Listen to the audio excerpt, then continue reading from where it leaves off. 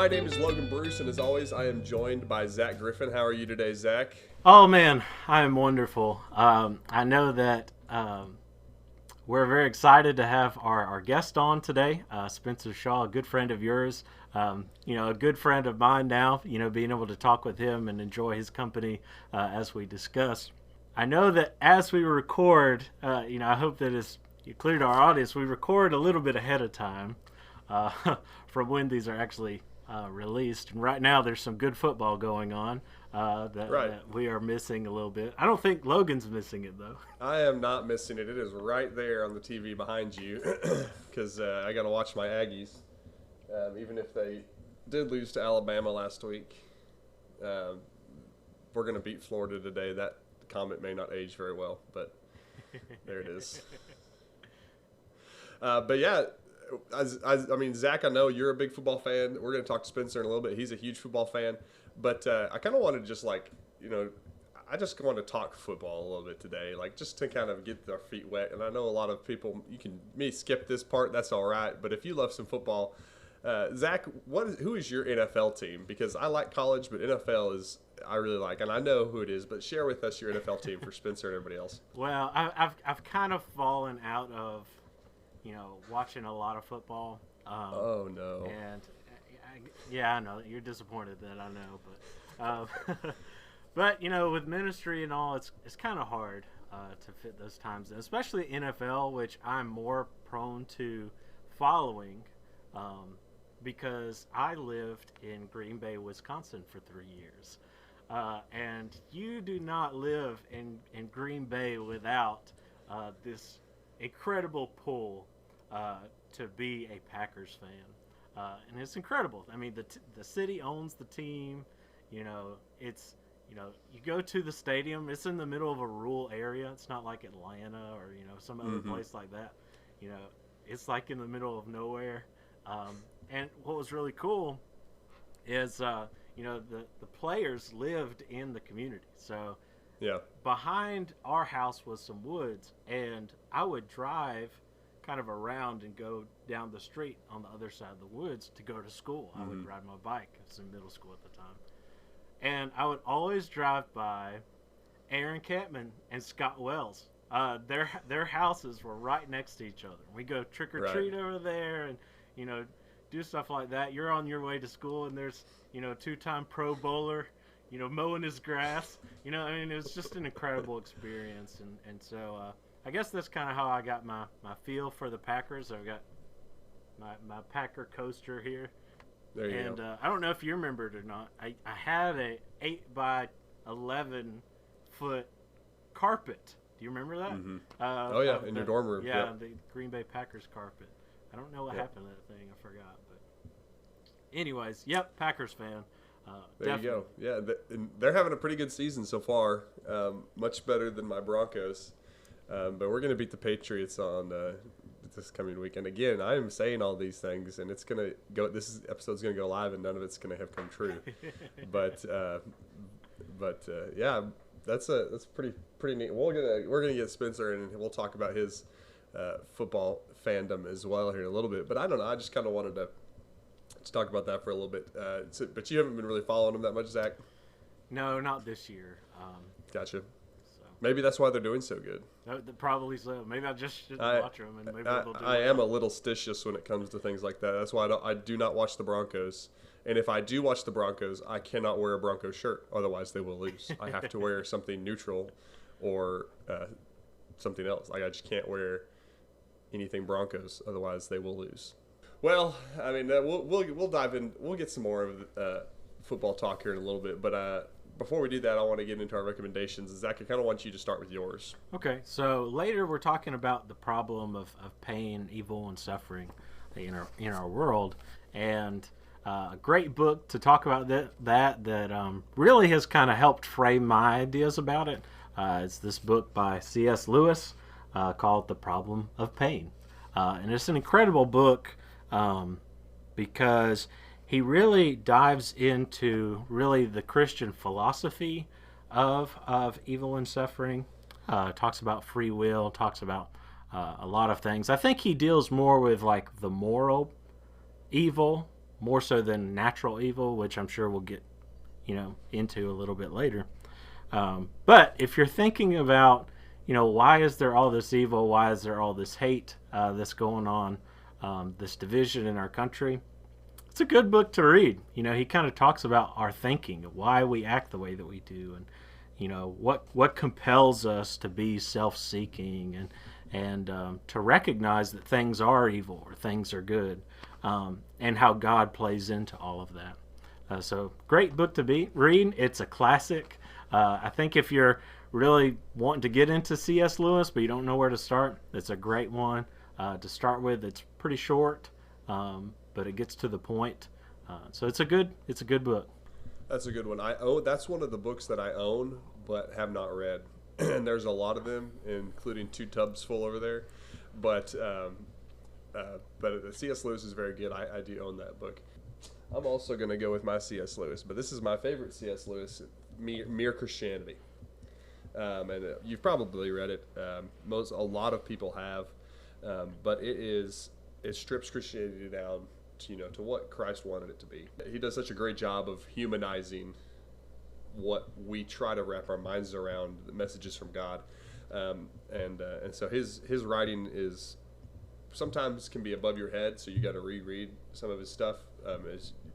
Same thing with Zach's recommendation, but Mere Christianity, I think, is the place to start with C.S. Lewis, personally, just because it is the most basic of his writing, it's showing you what Christianity is. It strips it down. As much as you can strip it down beyond what the Bible does already. So yeah, and I like Mere Christianity too, because originally, since we're on a podcast, it was kind of like their podcast of the day. He had these they were radio recordings, and so he sort of adapted those radio recordings to a book, which he called Mere Christianity. So with going off of your book there, Zach, The Problem of Pain, you kind of talking about the problem of suffering today is where our conversation is going to go, and with Spencer here in a little bit as well. But before we do that, I want to introduce, I guess, the problem of pain, because it's maybe not one that a lot of people are familiar with. It's probably one of the more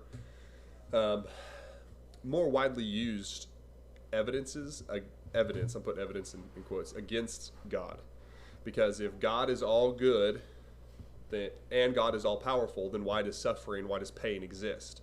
So the fact that suffering exists creates a problem with the existence of God, because if God's all good and he's all powerful, he would not allow it. Because if he's all good, he would stop suffering because he cares. Then he's not all powerful. Well, if he's all good, if he's all powerful, then he must not be all good, because he must not care enough to stop suffering. So there's the problem, and I wanted to introduce that as we got into today, because instead of picking, a topic, and we've kind of done this already, but instead of picking a topic that says, this is what we're dealing with in the culture today, or a political topic or a cultural topic, I wanted to take suffering as a whole, because I think you can take what we're going to talk about today and apply it to multiple facets of what you're struggling with or what you're suffering from. And I think that there are so many different ways that this is laid out.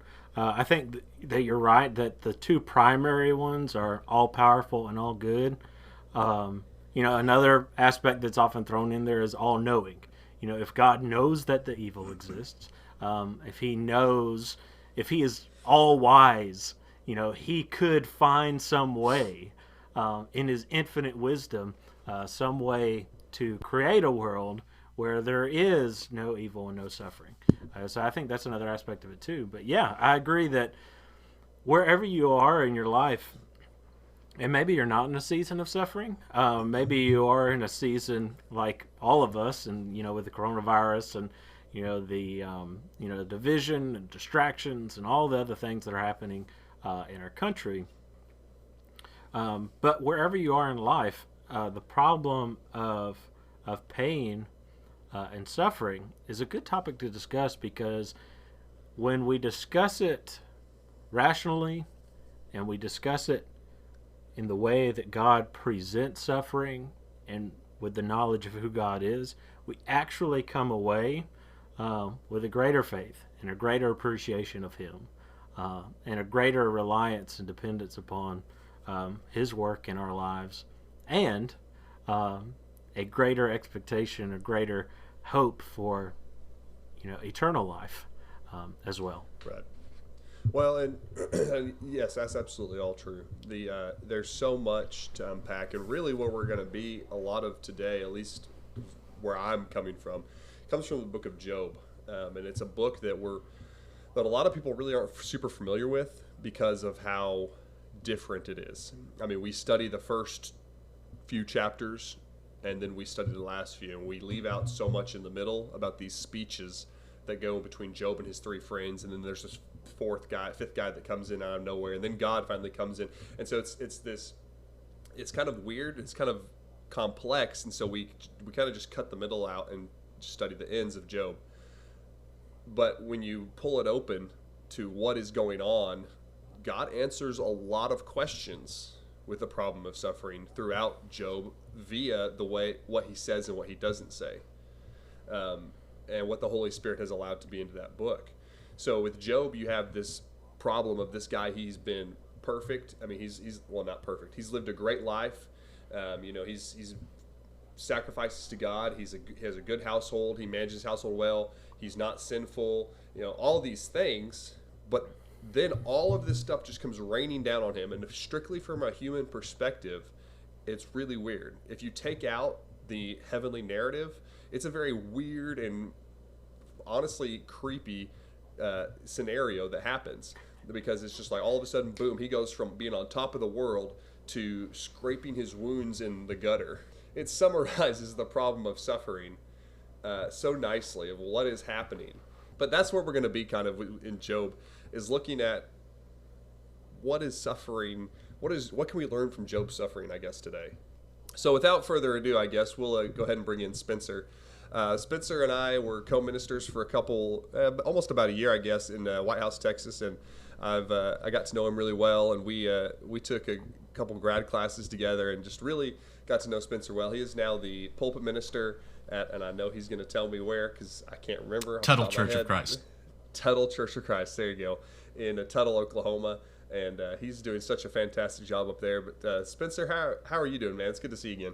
I'm doing pretty good. It's great to get to see you again. As you said, we worked together. We took classes together, so became really good friends. And now we don't live in the same area anymore, so it is good to get to be here and have this conversation.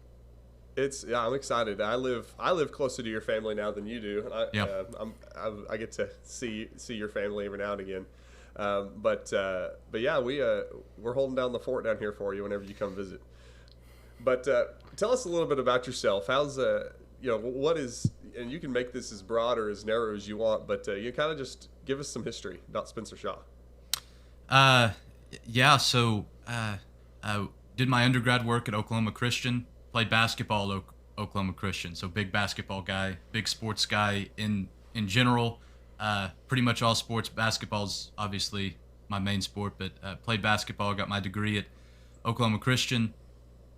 Moved back to the Tyler area, which is where you are, which is where I was born and raised, and worked down there for a little bit, over a year, and then moved back up here to the Oklahoma City area. So Oklahoma Christian is on the northeast side of Oklahoma City, and Tuttle is on the southwest. So I moved to the opposite side of Oklahoma City. So not that familiar with this area before I came, but familiar with the general area. So it was kind of like my second home. And I'm actually closer to your family now than you are, and you're closer to my family than I am, which is kind of weird, but that's the way it is, I guess. But I've been here at Tuttle for about a year and a half now. It's gone by so quickly.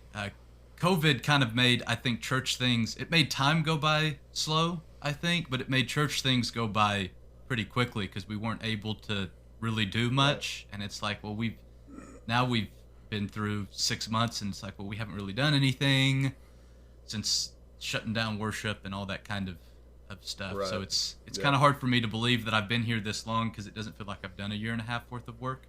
Right, yeah. Just because there wasn't much to do there for a little while. But I'm still in grad school at Oklahoma Christian, working on my Master of Divinity. So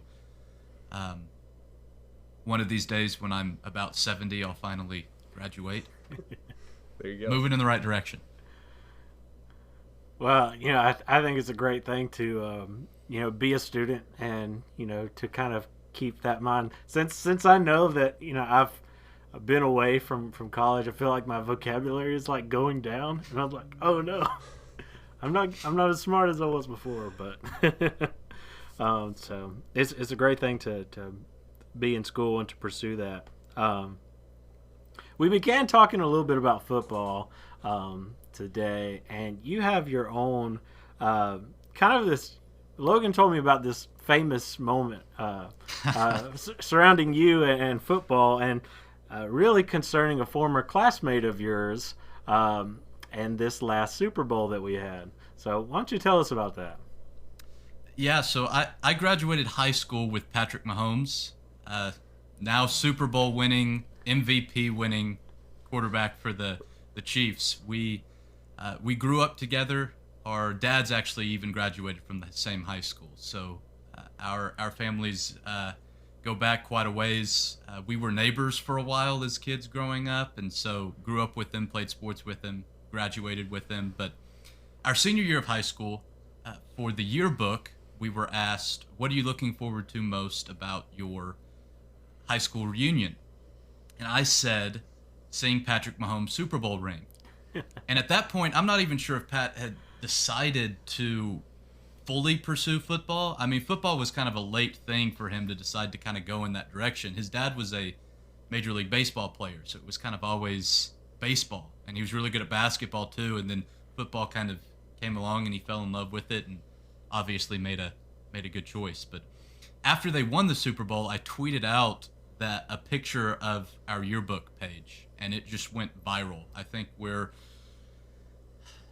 I ended up getting about 13.5 million views of the tweet. And I mean, I was interviewed by Good Morning America, and I was on BBC Radio and the Washington Post and CNN and Sports Illustrated, and Jimmy Fallon showed the tweet on his show one night. I mean, it was just absolutely crazy how big it blew up. And it was the weirdest thing, because the Freed-Hardeman lectureship was the week right after the Super Bowl. It began the Sunday of the Super Bowl, and I was part of a mock debate, and so I was leaving to fly up there Monday when it just kind of blew up. And so I'm in airports and hopping on planes and getting rental cars as I've got news people from everywhere in the world calling me. It was the weirdest thing. I was sitting in an airport about 8 o'clock that morning, and my secretary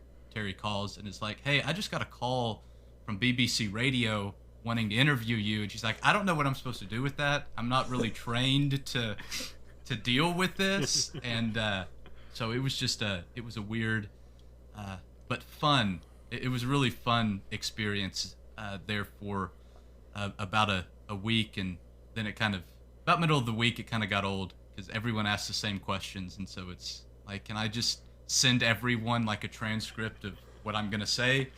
But that was a neat experience. Yeah, that's pretty cool.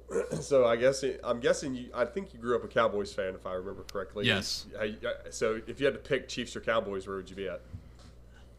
Well, as bad as the Cowboys are, I think right now I would lean a little bit more towards the Chiefs. I don't know if that makes me a fair weather fan or not, because I really like them both. It's really hard to root for the Cowboys. It's just because they just disappoint you over and over and over again, and that personal connection with the Chiefs, I mean, that does, I think, tilt the scales a little bit in that direction, because, you know, if they were playing each other, I feel like I want to root for the guy that I know, even over the team that I've been a fan of pretty much my entire life. So yeah, well, you know, this is actually a small world, because and I didn't tell Logan this before, but Cameron Irving, who plays for the Chiefs, I went to high school with him. Okay. So I mean, they both got Super Bowl rings this year, Yep. and it's just kind of a small world. But yeah, I mean, I totally understand. You're not a Fairweather fan. You're just supporting an old friend. So Yeah. so very cool. So I love that football conversation, but I do want to kind of ask you a little bit about what you do as a minister. I know you're in the pulpit, and I listened to you in the pulpit for about a year. I think you're a fantastic preacher, one of my favorites, besides Paul and Jesus. But what is your favorite part of being up in the pulpit and preaching? Well, first off, I'll take a status right behind Paul and Jesus. I'm not going to argue with that. I love talking Bible. I mean, that's one of the reasons I'm still in grad school and want to, be in school for like half of my life. It's just because I love studying this stuff. But not only that, I like sharing what I find and what I come across. For me, it's not enough just to study it and, hey, I found something cool, but I want to share that with people, because it's just, Right. The Bible's amazing, God's amazing. And so I think that's the thing that I love the most, especially when either you can see it when it happens, or talking to people after a sermon or after a class or something like that. With my favorite response is something like, I'd never looked at it that way before, or I had never known that, or that kind of made whatever topic, made it all click, or made the passage make more sense, or something like that. It's kind of like, my mom's a teacher. One of my best friends is a teacher as well.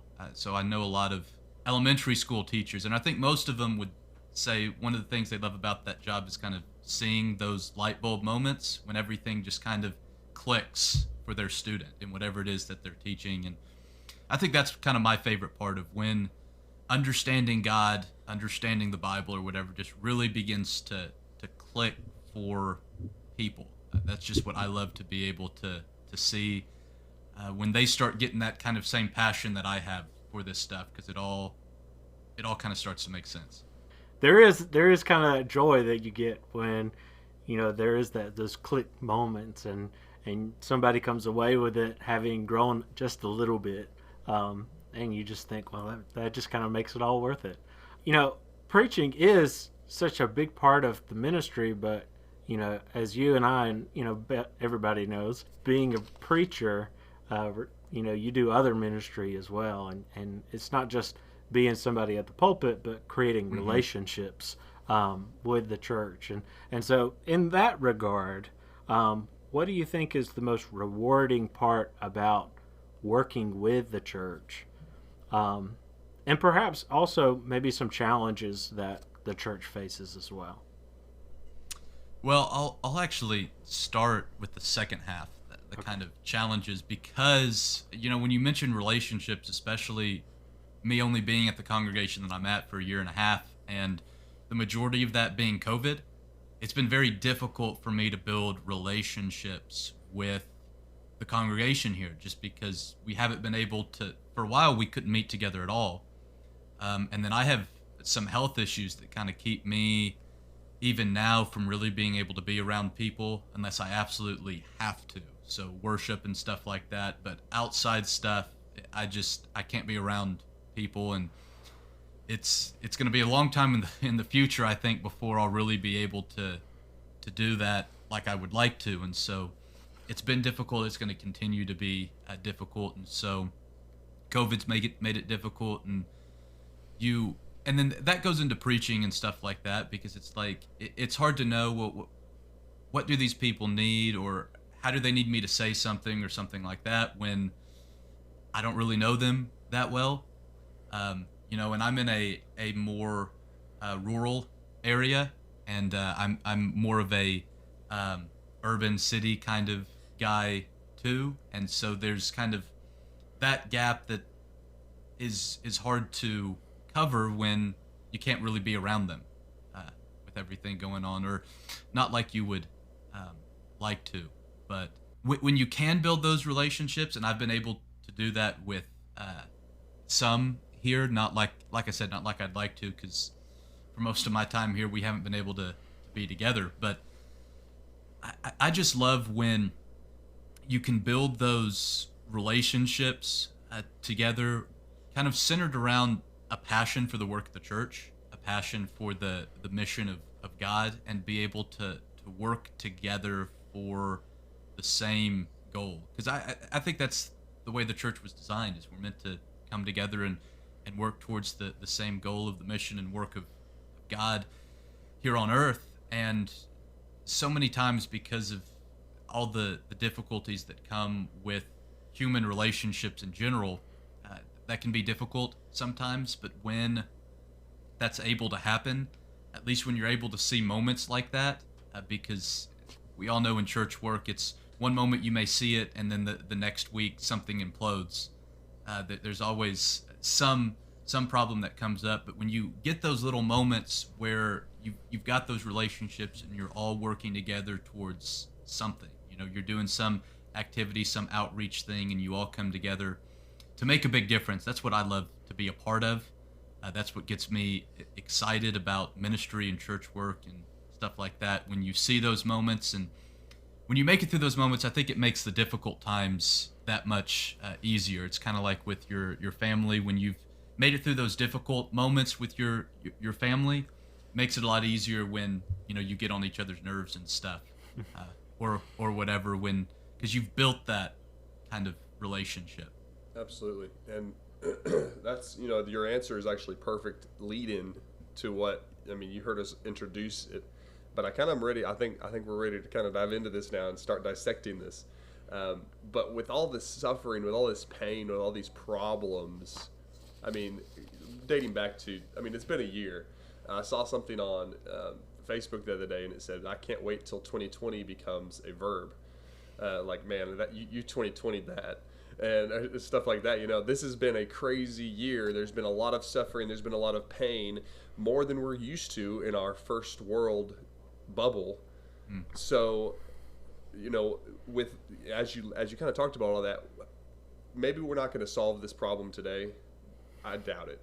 But how as a Christian are we supposed to approach the problem of suffering? Let's kind of start diving into this discussion. Yeah, 2,000 years of Christianity hasn't solved this problem, so I don't. Correct. I would be a little suspicious if we were able to solve it today.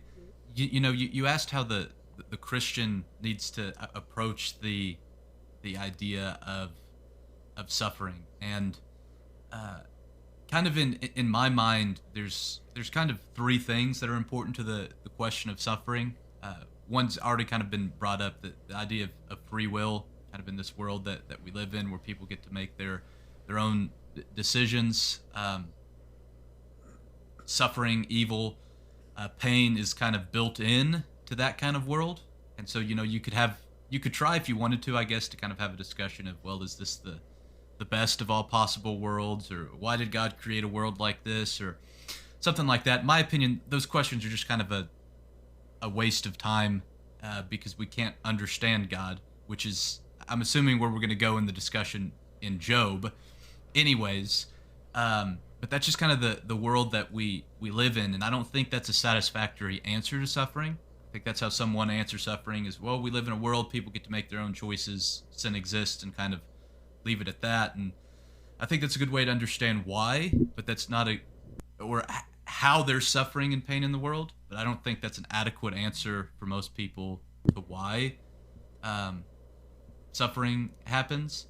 But ultimately, Job kind of leads us in the direction of we can't really know. And then kind of the third thing for me that I'll bring up a little later, because I'll kind of turn it over to you to kind of dive us into Job a little bit more, but to think about suffering through the lens of the Trinity, of God's nature as Father, Son, and Spirit, what God's work, what the Incarnation has to say about how God relates to our suffering. To me, that's the best answer, but I'll kind of save that. That's the biggest issue with the problem of suffering, is that we believe we're entitled to something else. It's not about who God is, it's about who I am. And so our problem is I am entitled to having things go right. when in reality that's not true. Yeah, and I think that is kind of it's a safe assumption that we can make about Job, perhaps. Though he doesn't explicitly say, God, you're wrong for doing this, and I'm right. He does say, let me present my case. He talks about it kind of like in this almost like a courtroom kind of way, like, here's my case. Here's what I have. Look at what I've done. Examine my life. What have I done to deserve this? And I think maybe, each one of us can think of a time where we ask God, why?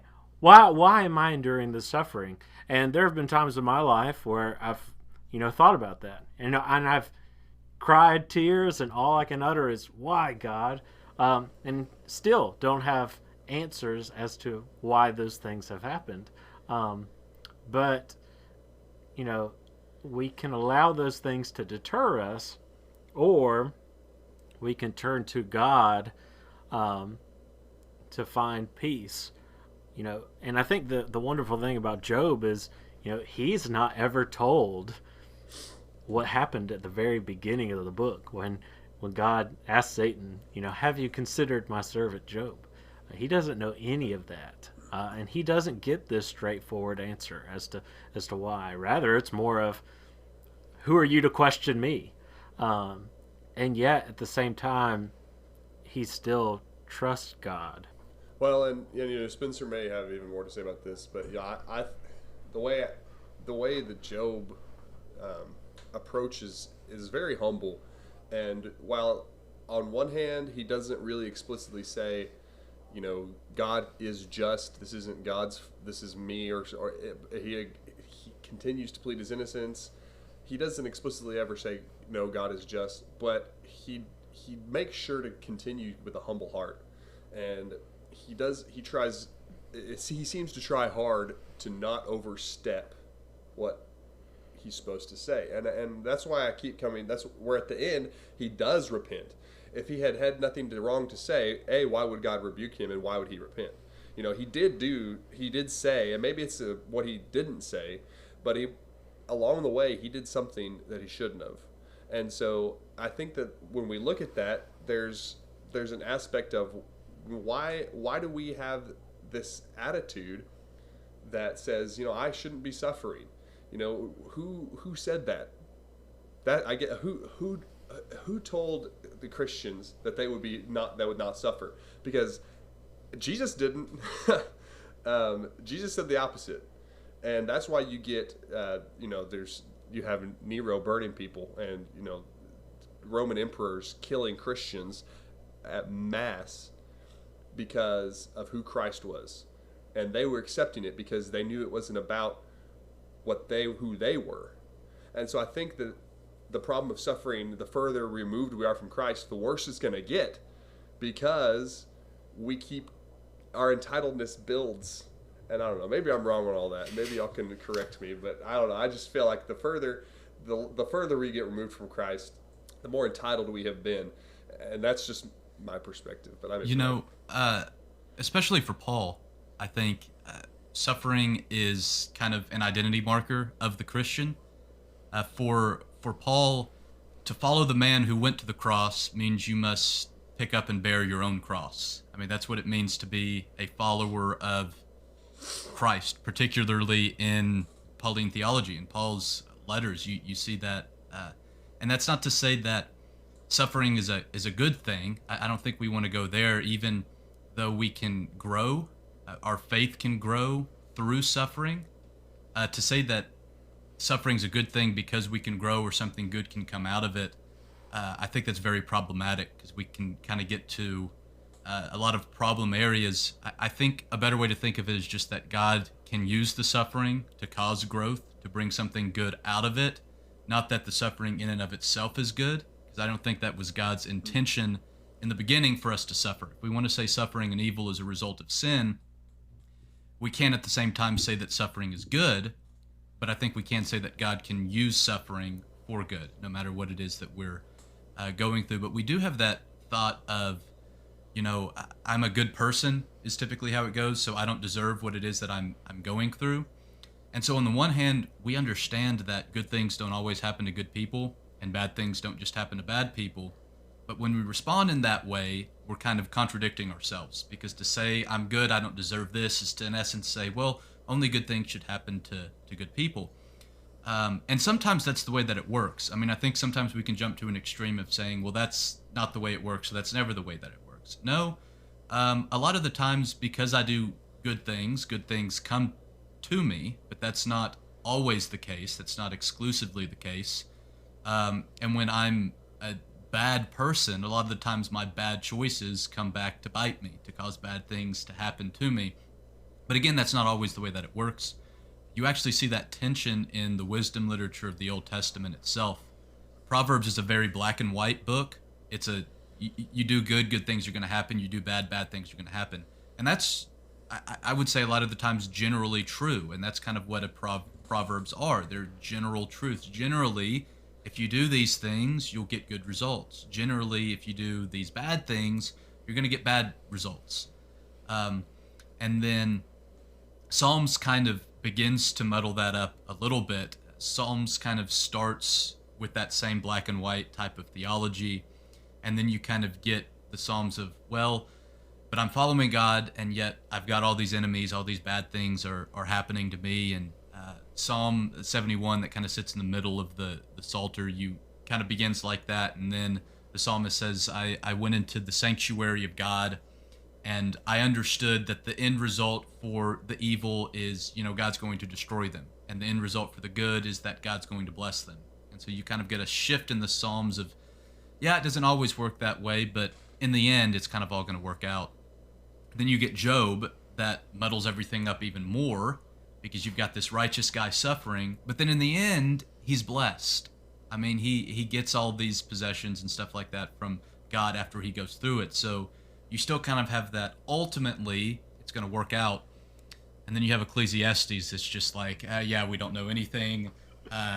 Life's terrible and meaningless, and just live as good as you can, and then you're going to die, and it's just life.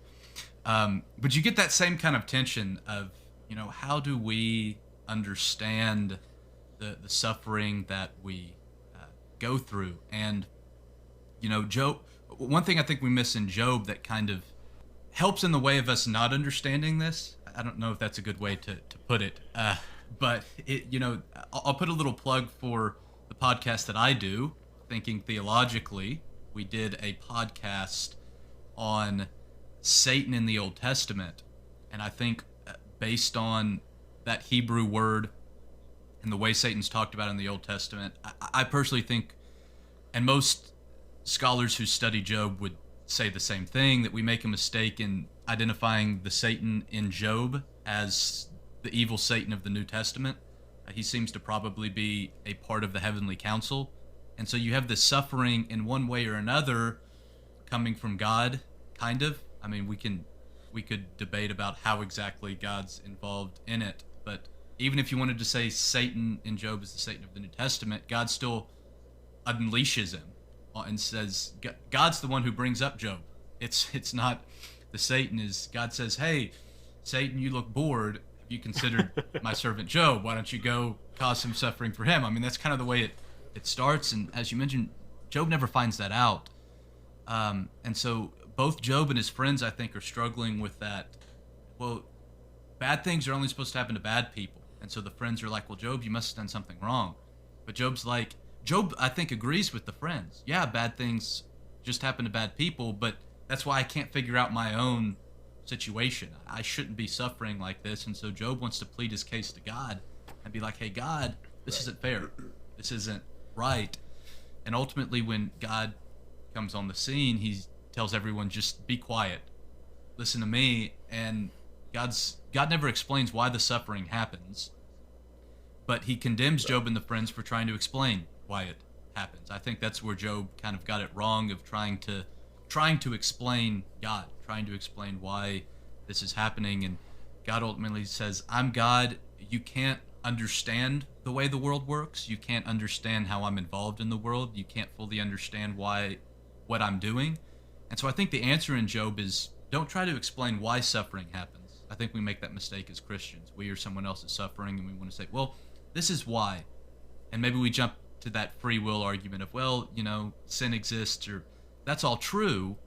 But I think Job cautions us, don't try to explain why, but run to God. In the midst of your suffering, don't try to explain why, but dwell in the presence of God. Allow God to provide peace.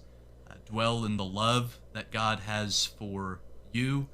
Run to God instead of trying to explain why it's happening or why it shouldn't be happening. Yeah. Well, I've really enjoyed this discussion on Job a whole lot, and I had never thought about that perspective that the Satan in Job or in the Old Testament, maybe a little different. I've never heard of perspective like that. That's one of the reasons why I love doing this podcast is hearing these perspectives and getting this insight. I think with Job too, and part of, I guess, the reason why we can learn that really the book points us in the direction of we turn to and we trust God is all these little nuggets that are in Job. Not just the end, not just the solution, we might say at the end, but some of the things that are said about God being righteous, even when we don't understand. We brought this up in a previous episode. It was Job that said, "I know that my Redeemer lives." The song that we sing in worship, he was the one that said that, and it was in his suffering. And so he kind of points to us an example of, being faithful in suffering, even when, things aren't right, or in our mind, they're not right. We still turn to and we still trust God, and we rely on Him. And that's kind of the example that we are to follow, even when there is suffering. We don't curse God for it. Yeah, we can question. I mean, Job questioned and wondered why and all of that. I don't think that that's necessarily wrong to do. There's grief, there's mourning, and that's good. We should have that moment, that time. But ultimately, it points us to, we trust in Him. Now, I kind of want to get your perspective too, Spencer, on, we're talking about the Christian and suffering, but how would you go about trying to explain to someone who is not a Christian? This may be a different direction than what you intended to go, Logan, but this is something I think that's important for all Christians to consider, because this is one of the main reasons, well, I wouldn't say main reason, but it is one reason why people will not turn to God, because they see this conflict of the problem of pain, and they say, well, if God allows this, then I can't ever become a Christian because no such God can exist. How would you address or talk about this to somebody who may be unwilling to look at the book of Job and just kind of wondering, how does this make sense to you? While Spencer kind of mulls on that a second, I do want to say that is exactly the direction I wanted to take, because that is a huge argument for the attempt to disprove God, that suffering and the essence of pain, that the fact that it exists means that the Christian God cannot exist. That maybe there's a supreme being, but Christian God cannot exist based on that. So yeah, but Spencer, yeah, go right ahead. But yes, that is exactly where I wanted to go. Yeah, I mean, that's a great question, because and maybe I'm wrong on this, but I think I would say that that's the main reason that most non-believers, non-Christians, I don't want to go as far as to say just atheists, but that typically those who don't have any kind of strong religious affiliation or anything like that, I do think that may be the main kind of argument of why, if they can't reconcile their experience of evil and the way that they've seen evil in the world with the God that's proclaimed specifically by Christian faith. And so it's a question of, throw out a big word, it's a question of theodicy, which is God's relation to evil. And I just mentioned theodicy because I actually have a quote here that I'm going to mention in a minute that uses the word. So I just want to make sure everyone's on the same page with what that means. But honestly, I would answer that kind of. I brought up at the beginning the kind of three ways that I think that you can talk about the problem of evil. You've got the free will. You've got Job of, in essence, don't try to explain it, run to God, is how I like to describe Job. But then thinking about evil and suffering in a Trinitarian way, through God as Father, Son, and Spirit. When we think of the Father's primary role as being that of creator, right? God the Father through the agency of the Son and the Spirit. I mean, we can lump all that together, but when we think of Father as creator, God creates the world, but then chooses to covenant with the world. We see covenants made with all the way back to Noah. We see covenants made with Abraham and Israel and David. We see the new covenant with the church. And in covenanting with the world, God doesn't just create and then kind of like a deist God and then just back up and have nothing to do with the world. But in doing that, God chooses to be impacted by the world in loving his creation in the way that God does and interacting with his creation. God chooses, in essence, to limit himself by being changed, by being impacted by the world, which means that God is impacted when we suffer. God's not just this distant deist God just looking down and like, oh, that's so bad that they're going through this. But God, by covenanting and loving us, is impacted when we suffer. Like when a parent watches a child suffer, they're not impacted by that. They are impacted by that suffering as if they were going through that very suffering. And then we think of Jesus, who became a human being. We think of the incarnation. And so not only did Jesus experience suffering, God experienced suffering.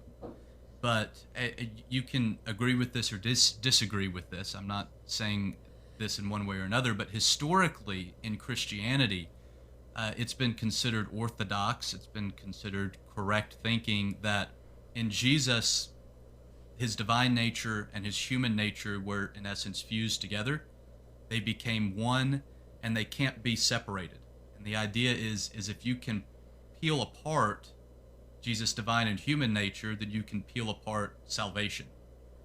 It was Jesus as God and human that died on the cross. It was Jesus as God and human that was resurrected. It was Jesus as God and human that was ascended. And so with that, Jesus is still in a human form, a resurrected human form. But when Jesus ascended, he in essence took humanity into God's self. And so with that, you have the idea that God suffers with us. Because of the incarnation, because of Jesus as a human, because of Jesus ascending as a resurrected human being and bringing humanity into God's self, not only to redeem humanity from the powers of sin and death, to provide eternal life for humanity, but because of that, God suffers literally with humanity, not just as the Father loving his creation, but as the Son who is that creation, who is a human being and God. God suffers with us. And then in the Spirit that empowers the church, God is seeking to redeem the world from that suffering. And so you see how God is impacted by our suffering. God suffers with us in our suffering, and through the Spirit is seeking to redeem us from our suffering.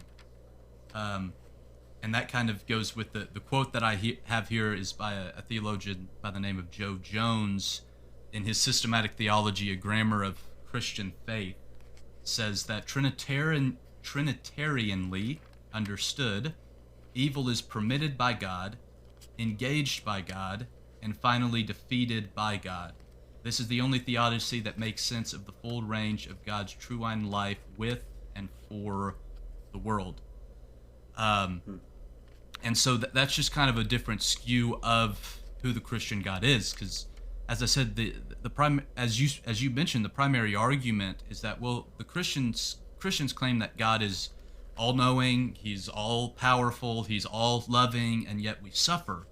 And that doesn't make any sense. I can't reconcile that God with my suffering. And so my response would be, yeah, that's true, but we need to expand how we are defining the Christian God. And when we understand, in my opinion, the Christian God, Father, the Creator, Son, the Redeemer, Spirit, the Reconciler, then we can now, I think, better reconcile suffering with God. We can't explain it. We don't understand, but we understand how God is affected by, it suffers with, and ultimately engages and defeats our suffering and the powers that ultimately cause it. Yeah. Well, I think that's some incredible insight because, and maybe y'all can help me with this. I'm trying to think of that passage in Hebrews where it was talking about we have an advocate that knows our suffering because he's 2:18. Okay. Yeah, I want us to consider that that Hebrews chapter 2 and verse 18, for because, this is the ESV, for because he himself has suffered when tempted, he is also able to help those who are being tempted. There are other passages here in the book of Hebrews that kind of refer to this idea that, with Christ and his suffering, he is able to empathize with us in a way that is different than how God could empathize with us before that incarnation of Jesus, and that's kind of an implication that, again, I had not thought of before, in regards to how that manifestation of, and I forget exactly how you put it, Spencer, but how God joined humanity with himself so that when we suffer, he suffers, and he knows that kind of suffering in that kind of way. That's incredible. If you think about, if you think about how in the incarnation, like I said, if you want to say that Jesus is forever in human form, if you can't break apart those natures, then when he ascends, humanity gets brought into God's self, into God's very being. Humanity is now a part of God. And so, like you said, that's allows God to empathize and understand our situation like he couldn't before. But it's not just, for 30 years God could understand it, and now God is distant from us again. It's, no, God is now forever connected with humanity. He's now forever connected with his creation. Right. Which, to me, that just completely changes the way because when we think about God in that all-powerful, all-knowing kind of way, we still have a distant God. We have a semi-deist God. He's still distanced from his creation, and so he can't really understand. I think that's kind of at the foundation. He can't really understand what we're going through, and I want to say, no, God's right there in the middle of it, suffering alongside of us, and we can't maybe understand or explain. God's right there. Yeah, and going back, think about C.S. Lewis with this problem of pain that we talked about a little bit earlier. He talked about how, even for us, physical pain is very hard for us to bear, but in some ways, even an emotional, mental pain is difficult for us to bear too. But Christ taking on that humanity, it just changes the whole dynamic of this question, because it's not just that God is distant. He is so suffering just as we are, and it makes it less about how could God do this, and more leaning towards the whole gospel of God loves us, God cares for us, he desires his creation to be with him, to be one with him, and so it just kind of changes that dynamic. And I appreciate so much this conversation because I'm learning some things here too, and that's great. Thank you so much for sharing that with us. Yeah, and that was a great summation of kind of where we're at. That Christ the answer to suffering is that, you're not alone. And that's really what it boils down to, is that there's not going to not be suffering, because I have free will, and they have free will, and he has free will, and you have free will. So because of that, anybody can do whatever they want. And there's a lot of people who are void and have numbed themselves to a feeling of morality and a feeling of ethics, and they just don't care. And what they do is out of God's control, because God loves them enough to still give them free will regardless of how they are. So because of that, there's suffering. But the suffering is not, you're on an island, you're by yourself. Not only is God with you, but he gave you the church, he gave us people to surround us with. Here in my neighborhood, they do once a year, they do a kind of like a burger thing. And, it's just the neighborhood. It's not a church event. There's some people from church, but it's still a community. God gave us a sense of community, and we can tap into that wherever we are. And it can be within the neighborhood, it can be within church, it can be at school, it can be at work. When we have that sense of community that I'm not alone, the suffering is immensely better, let alone when we know that God is with us. And I think that that's really, when you boil all this down, what we should come away with. I think it may also be helpful to think about sin kind of cosmically. I know there's been, in scholarship at least, kind of a push of, particularly in Romans, maybe even capitalizing the S in sin, because Paul talks about it as kind of this force, this king almost, that comes into the world and sets up a kingdom. That sin is bigger than just our individual choices that we make by free will. Sin is cosmic. It exists in institutions and things that are bigger than any of us individually. You think of isms is what comes to my mind. Sexism, racism, ageism. That's bigger than anyone's one choice to just do something. It's kind of cosmic things that are bigger than one person that impact us and cause us to suffer. And so that's just the world that we live in. But kind of as we said, God is right there with us. And I think of Philippians 2, when Paul says, work out your own salvation with fear and trembling, for it is God who works in you. That you is plural. So in the South, we'd say y'all. God works in y'all, both to will and to work for his good pleasure. In other words, God doesn't just leave us on our own, say, oh, great, you're a Christian, you believe, you've been baptized, that's great, you're now on your own in this fallen world to try to figure things out on your own. Paul says, no, God is at work in y'all, in the community, in each one of us individually, but specifically how God works in us individually as a collective group of people, working in the midst of us to will and to work for God's good pleasure. In other words, to bring about God's intended result. God doesn't just leave us on our own. Not only is he working in us, but he's there suffering alongside of us. Well, Spencer, thank you so much for joining us today.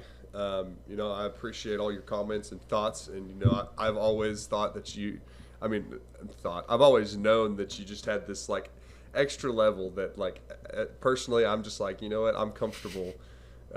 I'm comfortable down here with my basic understanding of things, but I really appreciate all the way your brain works and the way you jump up to another level. And so it's been awesome to have you on today. Glad to be a part. It's been a great conversation. Yeah, and likewise, I've been so encouraged just being able to sit down and talk to you and to meet you finally. Logan's said some pretty nice things about you. No, he hasn't talked bad about you at all. He hasn't talked bad about you. It's all been good, but I really appreciate the chance to be able to sit down and talk with you today, and we will continue to be praying for your work and building those relationships with the church there, and I know that this coronavirus and all of that's affected the church and everything has been difficult, but we'll come out of this thing, and we'll come out of it strong, and I know that they are blessed to have you there. Everyone, please remember to like and share this video. If you haven't followed us already on Facebook and YouTube, please do that. We are also on Instagram, Twitter, and Spotify and Apple Podcasts now. So please make sure that you subscribe to those things. You don't want to miss another episode. And if you know a young minister or a minister at all who'd like to be on the podcast or needs to be encouraged, shoot us an email at bearinguppodcast@gmail.com. Excuse me, bearingup.podcast@gmail.com. Or private messages on Facebook or Instagram or Twitter. Also, if you are interested in us having a Q&A session, an episode answering questions about the Bible or us, our experiences as ministers, whatever it may be, please remember to leave those questions in the comments section. Thank you so much for watching. Spencer, again, thank you for being here. Let's close in a prayer altogether. Dear God, I thank you so much for today. I thank you for the Bible and all the great angles we can look at this. And God, I pray that we never stop trying to learn about you.